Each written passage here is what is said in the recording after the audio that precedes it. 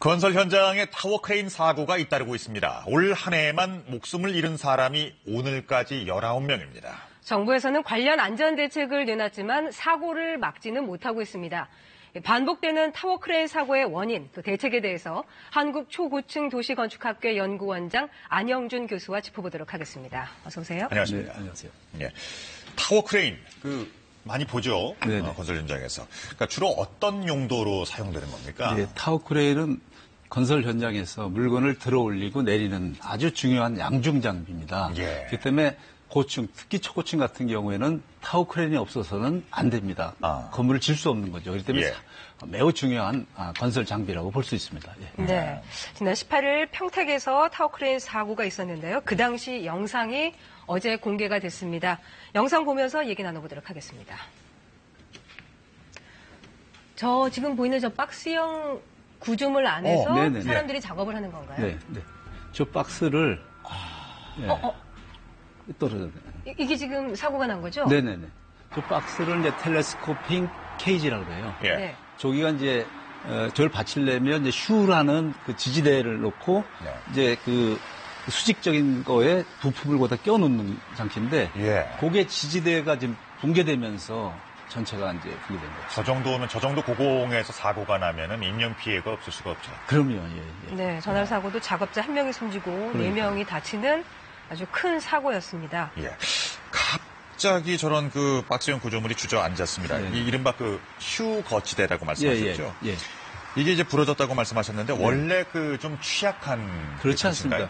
휴 지지대는 한 40톤까지 지지할 수 있는데 저 정도 무게에서 붕괴된 일은 제가 정말 최근에 본 적이 없습니다. 그래서 상당히 의아스럽고 그 원인이 뭔지 지금 궁금합니다. 이번 사고는 원인이 뭐라고 보십니까? 그럼? 그러니까 그 텔레스코핑 케이지를 받치는 휴라는 지지대가 붕괴되면서 일어난 사고거든요. 그 때문에 왜 휴 지지대가 붕괴됐는지 사전에 이것을 우리가 검토를 하진 않았는지 이것이 규명돼야 될 것입니다. 여러 가지 가능성은 점쳐볼 수가 있겠네요. 그렇습니다. 원래부터 자재가 부실했다던가. 그렇습니다. 예.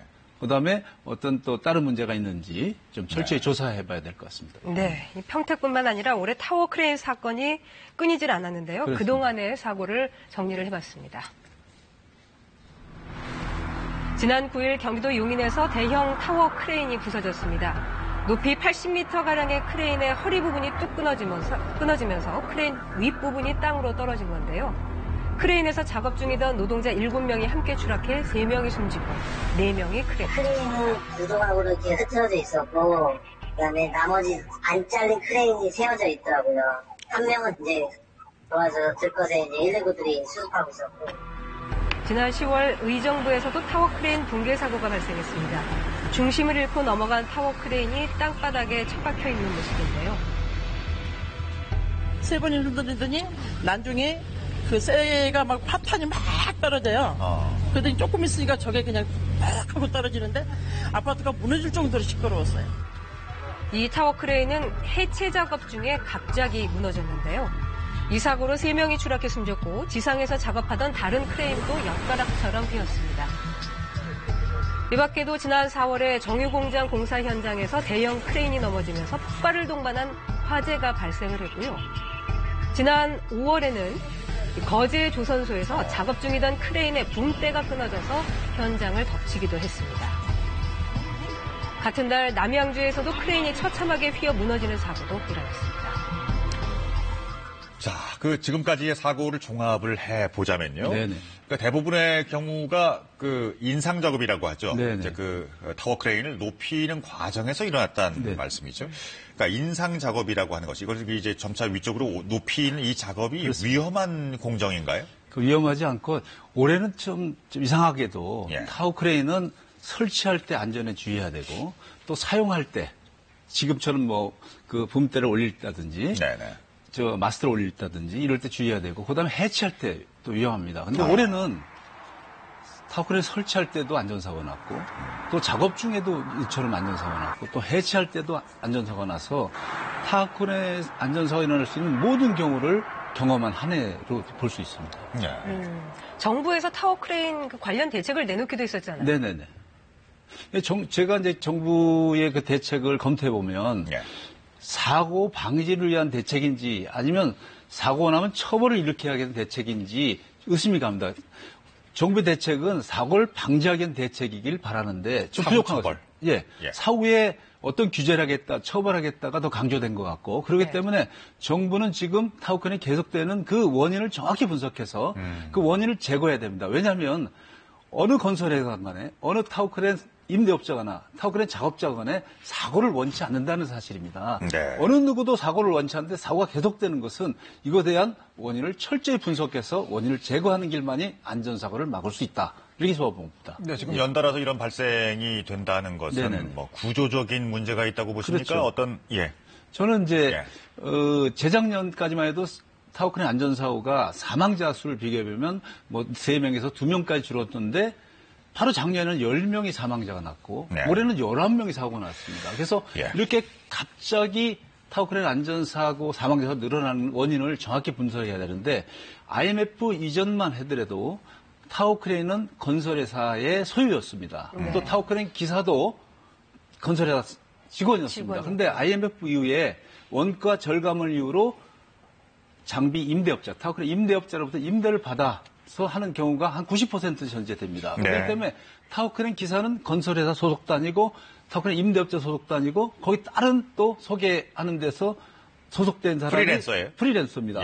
그렇기 때문에 그 장비가 그동안 어떻게 사용했고 어떤 결점이 있는지를 전혀 모르는 상태에서 장비를 사용합니다. 그래서 설치업자가 다르고 그 실제 작업 중에 하는 사람이 다르고 해체업자가 다르다면은 이 타워크레인에 대한 어디가 결함이 있는지를 우리가 전달하기가 어려운 구조적인 문제가 있다고 봅니다. 그렇군요. 그러니까 타워크레인을 사용하는 데 있어서 처음부터 끝까지 총괄하는 이 역할이 지금 제각각이라는 말씀이죠. 제각각이죠. 네. 우리가 자동차도 제가 사용하려면 어디가 문제 있고 뭐 이렇게 전달해야 되는데 타워크레인 그런 전달 체계가 안 돼 있는 것 같습니다. 이게 워낙 위험한 작업인 만큼 또 작업자들과의 그렇습니다. 서로의 호흡, 역할 이런 것들이 상당히 중요할 것 같아요. 아주 제일 중요하다고 봅니다.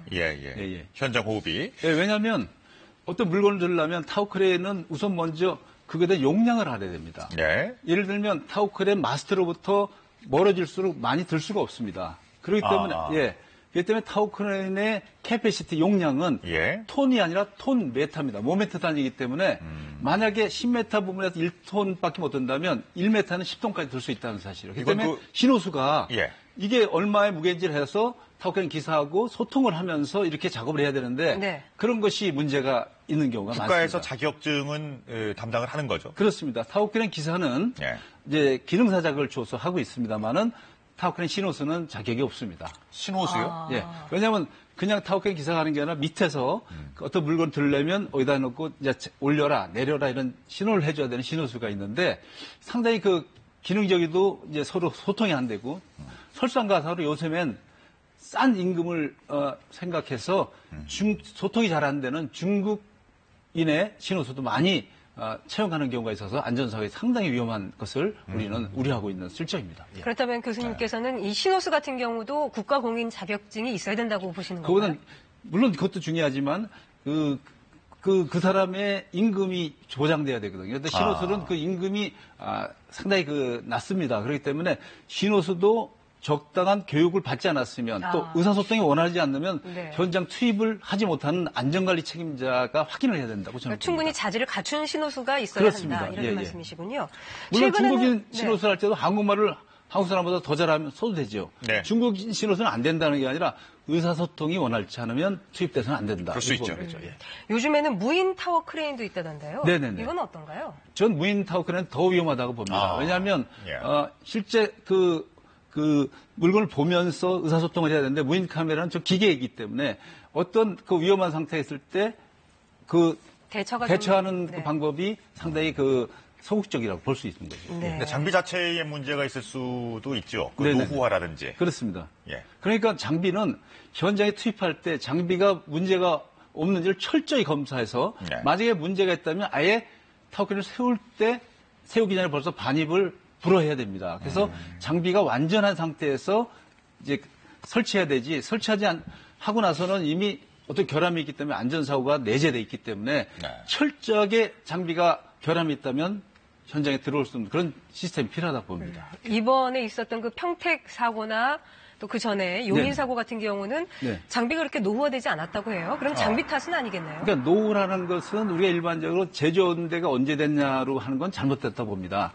그러니까 제조된 지 얼마 안 됐다 할지라도 제대로 점검하지 않았다면 이건 노후화된 장비로 볼 수 있고 제조된 지 오래됐어도 철저히 장비 점검을 했다면 그건 노후하지 않은 장비로 볼 수 없다고 저는 봅니다. 네. 그러면 사용 연한이라는 게 수명이 얼마나 될까요? 글쎄 지금 외국 같은 경우는 한 30년 이상도 잘 사용하고 있습니다. 근데 우리나라의 경우는 뭐 10년 이상 된 거는 특별히 조치하겠다 하는데 저는 그거보다 더 중요한 것은 철저한 안전 점검 정비가 필요하다고 봅니다. 우리가 자동차도 몇 년 뒤에는 폐차라는 할 수 없잖아요. 개인세 자산이기 때문에. 그렇다면 타워크레인도 제대로 작동한다면 철저히 정비됐다면 사용 연한보다는 이게 노후화에 대해서 걱정을 안 해도 된다. 이렇게 말씀드리겠습니다. 그러니까 정기적인 검사는 2년마다 한 번씩 반드시 이루어진다고 알려져 있는데요. 장비법에 대해서 하고 있습니다만 그런데 형식적인 경우가 많다는 보고를 받고 있습니다. 바로 이 말씀을 들으려고 좀 제가 녹취를 들려드리겠습니다. 현재 타워크레인 기사의 얘기인데요. 이 말씀을 그대로 전하고 있습니다. 그렇습니까? 예전에는 산업인력공단에서 공무원들이 했었어요. 예전에는 하루에 장비 한 대만 검사하면 됐는데 공무원들이 할 때는 이 사람들은 하루에 2대, 3대를 해야 된단 말이죠. 그래야 수익이 나오니까. 그러다 보니까 대칭 안 올라오고 그냥 서류만 보고 통과하는 경우도 있어요. 이거 사실이라면 중대한 문제점이 여기 있는 건데요. 그렇죠. 저는 저분의 그 말씀도 맞습니다만은 저는 하나 지적하고 싶은 것은 저런 문제가 있으면 기정을 해달라고 얘기를 했어야 되는 거죠. 왜냐하면 어떤 사고가 나고 나면 뭐가 잘못됐다, 보다도 타워크레인 기사라면 이러한 제대로 정비가 안 된 것이 있다면 이건 타워크레인 사용할 수 없다라고 용기를 내서 말하는 그런 기술자가 필요한 시대입니다. 그런데 하루에 한 대 2대 했다가 뭐가 잘못됐어요? 2대로 철저히 안전점검하면 잘못이 없죠. 한 대에서 2대를 한 것이 문제가 아니라 어떤 항목을 우리가 제외된 상태에서 제대로 하지 않았다. 이것이 더 정확한 얘기인데 하루에 2대 한 건 더 많은 기술을 필요해가지고 3대, 4대 할 수 있죠. 그러나 어떠한 것이 형식적이었다는 이렇게 지적하는 것이 옳다고 봅니다. 네. 그럼 앞으로 국가기관에서 도로 이거 가져가야 된다고 보십니까?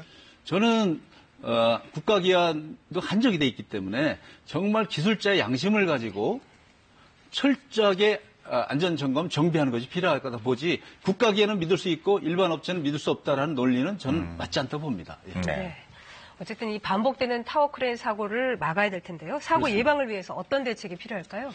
사고가 일어날 수밖에 없는 환경에 계속 노출됐다가 어쩌다 한번 나는 겁니다. 그래서 그렇기 때문에 우리가 사고가 일어나지 않는 그런 환경을 만들어주는 게 필요합니다. 그렇기 때문에 사고는 어느 누구도 원치 않습니다. 그렇기 때문에 작업자이건 건설회사이건 아니면 정부이건 간에 안전사고를 막을 수 있는 같이 함께 시스템이 필요하다고 봅니다. 그렇기 때문에 안전사고가 일어날 수 없는 그런 환경을 조성하는 것이 필요하다고 저는 봅니다. 알겠습니다.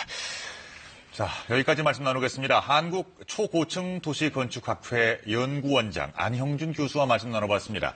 고맙습니다.